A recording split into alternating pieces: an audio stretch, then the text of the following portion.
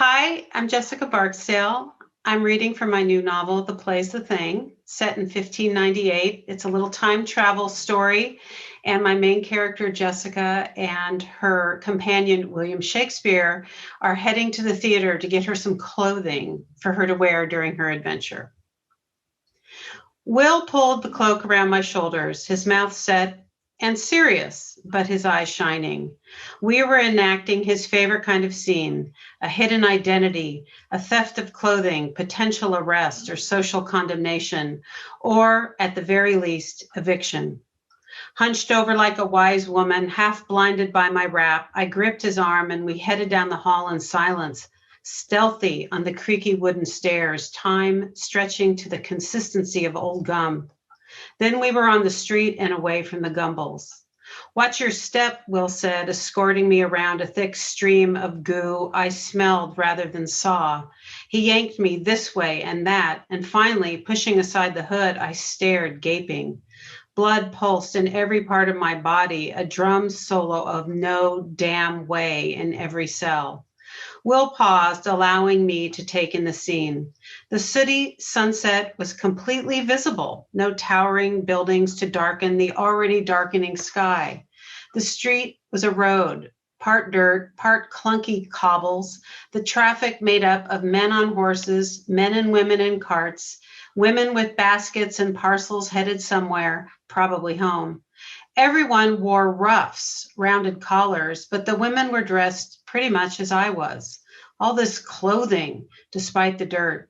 A cow and two pigs followed behind a man carrying a staff.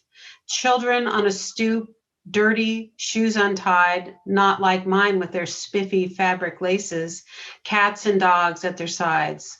On the corners, metal stands holding buckets full of fire, a woman or child tending the flames.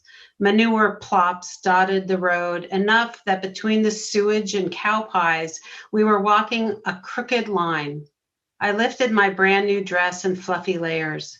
With Will's soap and water aversion, I'd be hard pressed to get my outfit cleaned anytime soon. Two carts thundered by, the drivers clutching the whips. Waves of rich and horrid odors assaulted me, and I understood why 16th century folk roamed the world with nosegays pressed to their faces.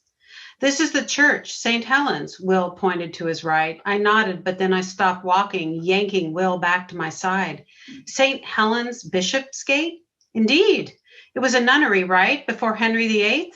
True indeed. Know you this building? I stared at the church I'd visited several times before, but in my 21st century reality, behind the church rose one of the most iconic buildings of the London cityscape, the Gherkin, located in the financial district. I was standing in the same spot where 400 years later, London would rise, cold and concrete, towers of metal, glass, and money. This was no place of commerce, but a market town, the street lined with Tudor houses painted white and sturdy of beam. I used to, but this place is different. I looked up to the sky, imagining I'd see the shiny pickle shape of the Gherkin, the crosshatch shine of its exterior. But above me, nothing but city orange sky. My own parish, he said, lifting a hand to indicate the dirt road, the shops, and the inn. The church will survive the fire of 1666, I said, reciting the details. World War II, the IRA bombings of 92 and 93. It'll be here when I come to study it during grad school, when I come to study you. I blurted out the last bit, my face flaming. What a fangirl. But Will only laughed. It nearly slipped my memory. You know, my industry, my Shakespearean world. He held out his arms and spun around. The majesty of the working folk, the noise of the inn, the dirt. Did you know not of the dirt and bedbugs before your impossible time travel? Don't laugh. It's true, you know.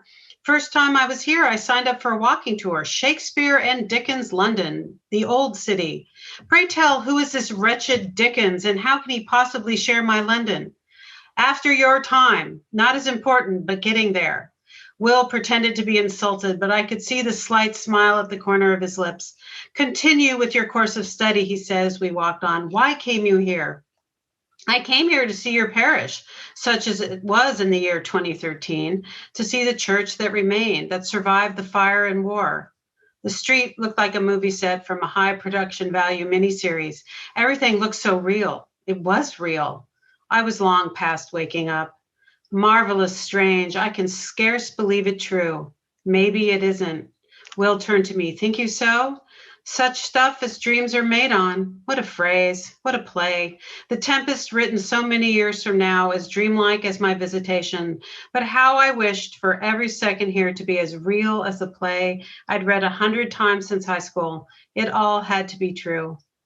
After the nightly string of Jessicas, how can I not believe what has befallen us? But what is real and what is not is confusing. Nor rhyme nor reason to it. He tightened his grip on my arm and picked up our pace. Come now, we have a walk of minutes. It was all I could do to hold on. My gaze stuck on everything I saw, felt, and smelled. Animals, heat, the surprise waft of lavender, the thudding carts, and my own heart.